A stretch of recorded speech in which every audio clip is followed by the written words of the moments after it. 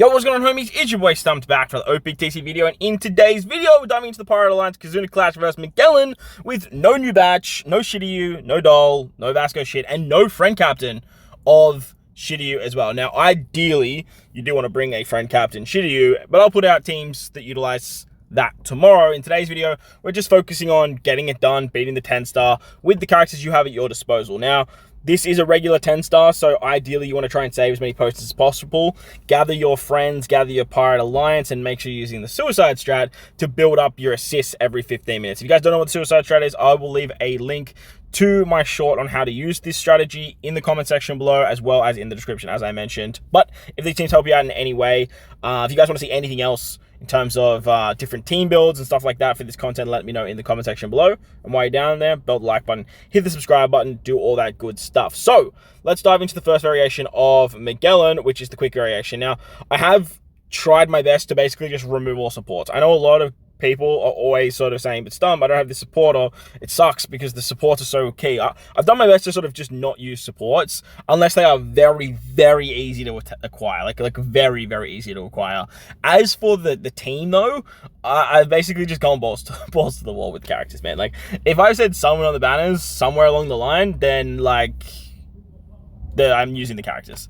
That's basically the way that that's the way it is, man. Like, that's the way it is. So as I mentioned, we're starting off with the quick variation. Now, the quick variation of Magellan, Free Spirits, Fighters, and Powerhouse characters, I believe, get all the good stuff.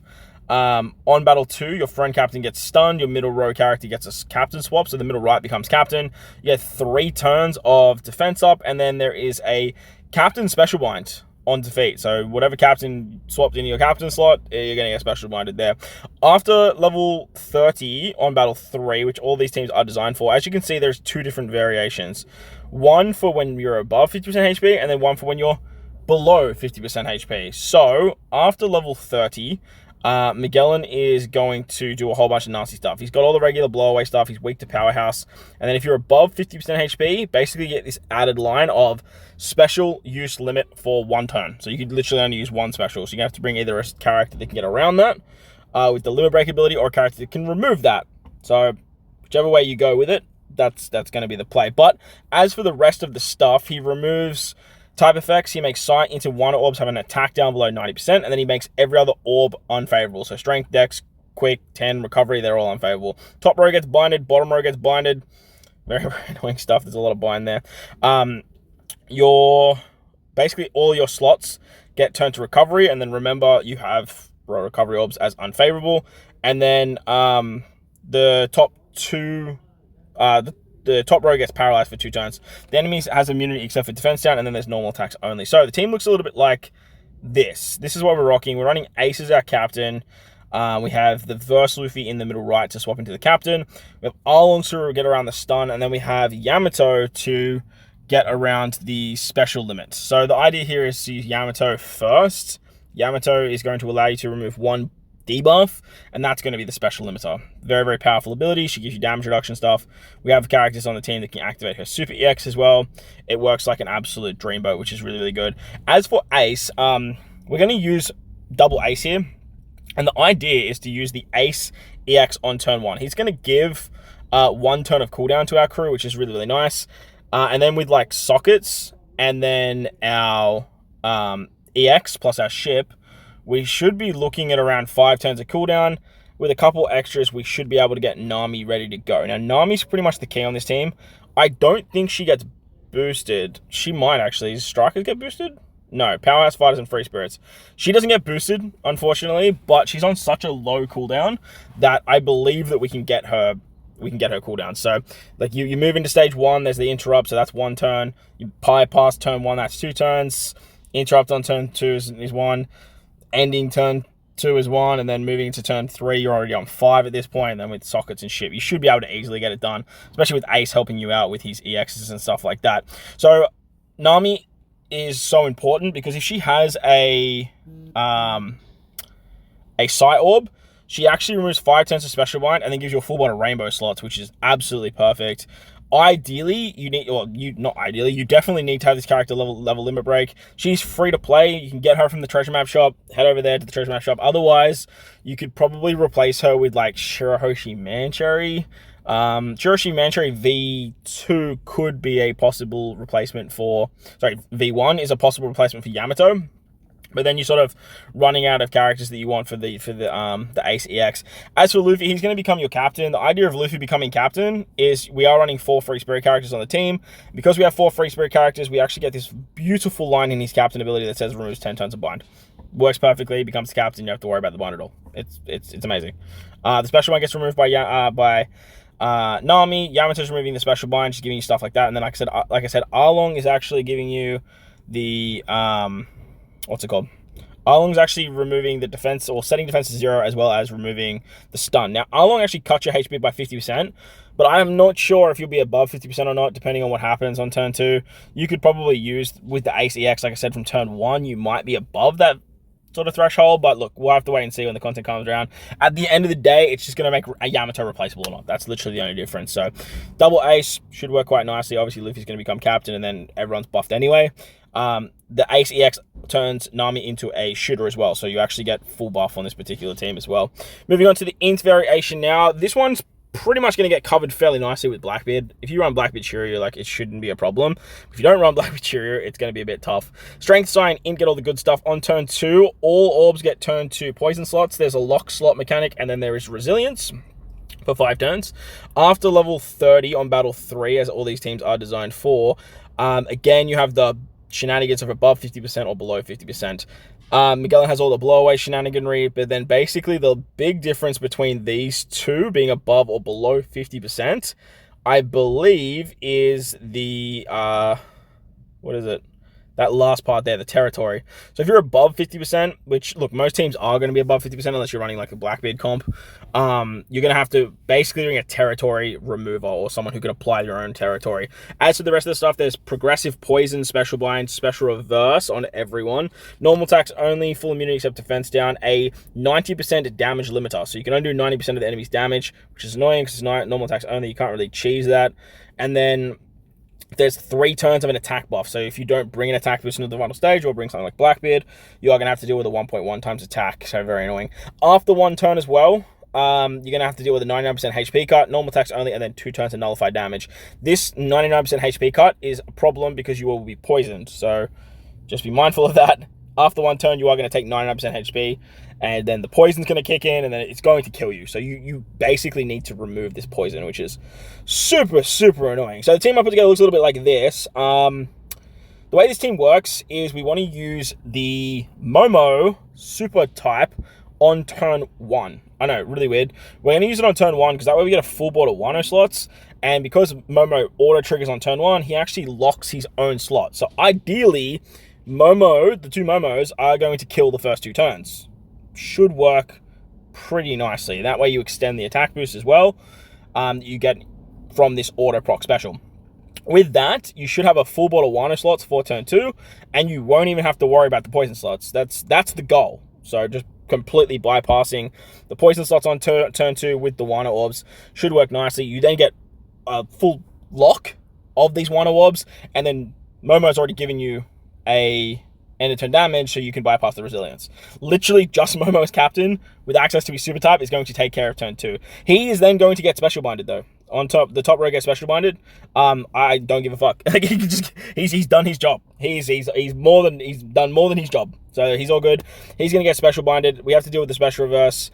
He's gonna give us an attack boost as well. So we've carried the attack boost into the final stage. Since Momo's a captain here, it works really, really nicely. Unfortunately, he's the only character I could bring that has a type advantage. It just unfortunately is what it is. We are gonna use the free-to-play Shiryu here. He's gonna give us a color affinity buff, but he also removes the poison, which is awesome. He does a 90% HP cut as well. Sorry, 90% damage reduction, but like unfortunately that's not going to work. But the whole point of having him here is he's type advantage, he removes poison, works really nicely. So he's the Shiryu we want to bring. As for the cooldowns, we do need to get our cooldowns back, and for this unit I'm using Okiku. She's the free-to-play unit found in the KIZUNA shop, so if you guys want to pick her up, head over there. She has double special activation. She reduces special charge by 2 turns technically. Otherwise, other characters that should work fairly nicely are you could probably do some stuff with, like, I don't know, Robin Koala if you want like an orb buff for Shanks and Shiryu, and then you can get like a what's it called? Orb buff for these characters, and then you can just bring like a cooldown support on K-Dad. What I am thinking of doing as well is we don't really need Shanks's double conditional buff for this team. He's going to be our territory remover because we're going to be above 50%. We don't really need his territory per se. Sorry, his double conditional per se. He's still going to give us the what's it called? He's still going to give us the weakening. He does do a cooldown, but like I don't think he has cooldowns in his like sailor ability, which is kind of cringe. But if we can, I might look at replacing Okiku with Sop Sop. I'm gonna do runs with this team. Like, don't stress. Like, we'll have some stuff coming out. But if you delay the enemy, there is a chance that the enemy just doesn't do the next action. So I'm going to try and see how Sop Sop goes. We might do some fun stuff there. If Sop Sop's delay works, and then you don't have to worry about the damage nullification, you can literally just replace the K-Dad unit with Sop Sop. You're going to do more damage on that first turn, and then basically the second turn should be free. But K-Dad's going to remove damage nullification. You're basically going to use him on turn 2, and that works out pretty hunky-dory. Momo's giving you like multi-turn attack boosts. Shanks is giving you a weakening buff, which is really, really good. So that way you can get some more damage that way. And the team should work fairly nicely. I don't really see it doing too much damage, to be honest. But at the end of the day, like, if we're not doing hybrid shenanigans and doing all this other stuff, then it's going to be a bit of a challenge to sort of squeeze out as much damage as possible. But like I said, stay tuned. We could do some fun stuff with Sop Sop, but like if you had the supports at your disposal, you should be able to do way more damage with something around this kind of build. It might give you some inspiration. But like I said, Blackbeard should be the guy that you want to use for that. On to the final fight though. This one's weird because like 4 classes are buffed. It's like slashers, powerhouse fighters, and strikers get all the good stuff. On turn 2, there's 3 turns of burn. There's a tap timing, perfect barrier, and then a full bot of block slots, which is a little bit annoying. But if you don't remove the barrier, then you have to deal with the burn, and if you don't deal with the burn, then there's the barrier. It's a little bit annoying, but it is what it is. On to Battle 3 after level 30, there's the regular blowaway stuff, and then there is the above and below 50% HP stuff. Now, if you're above 50% HP, the only difference here is you get Despaired. If you're below 50%, you have to worry about the Despair. Otherwise, there's 6 turns of resilience, 5 turns of defense up, normal attacks only, full immunity except defense down, threshold, and then special reverse on your top row for 6 turns. Yeah, 6 turns special reverse is kind of crazy, bro. If you remove the defense up too, the enemy is going to give you 3 turns of an attack down if you're below a certain chain. So you just need to be above a 3 times chain lock. Otherwise, you get a 90% attack down. So not too hard, not too challenging to get around with that one. The team looks like this. I am running Int Luffy as captain, and what we're doing here is we're using Sanji on turn 2. Sanji on turn 2 is going to rotate the adjacent orbs, so I need to make sure that I do this. He's going to rotate the adjacent orbs, but we're running 2 Luffys, so the idea is to just bink a Luffy special on turn, what's it called? On turn 2, and that's going to give us an attack boost that we can carry over into the final stage, because he gets the special reverse anyway. We can't use his special on the final stage, just it's very annoying. But his captain ability is going to remove Despair as well.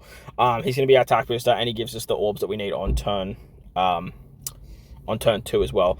Sanji's going to remove the barrier. He also gives us a chain boundary for that particular stage. It works pretty nicely. And then literally with the combination of the 2, you can hit some goods and some greats. I'm assuming it'll work. You might have to hit 1 perfect. It's not the end of the world. You have the EX of Luffy you can use on this stage too. So depending on what color this stage is depending on how much damage you guys are going to do as well. You can use the swap ability of Kid Killer as well to get an orb buff for just more damage there too. On the final stage, we're using Lucci to remove the defense up. Lucci is special, completely removes defense up, but then he also gives us an orb buff and a base attack boost, which is really, really cool. He also removes burn, so super good unit for this final stage. And then we have Brook to get around the threshold and the resilience. Now, Brook's not getting buffed under Luffy, but I actually don't care. Like, actually, he's a slasher, so he could probably get turned into it's Cerebral. Spewing. But he removes threshold, he removes resilience, and he's free to play. Like, I just thought, fuck it. Like, just use this Brook, man. It's just, why not? Finally, we have Kid Killer. Kid Killer. Probably a lot of people are going to look for replacements. They're literally just a chain boundary unit. I wanted to bring a character that could trigger the EX of Luffy. If you guys don't have this unit, you could probably use Treasure Map Jinbei. That's probably the other unit that I can think of. But the team should work nicely, but like the damage is kind of slim.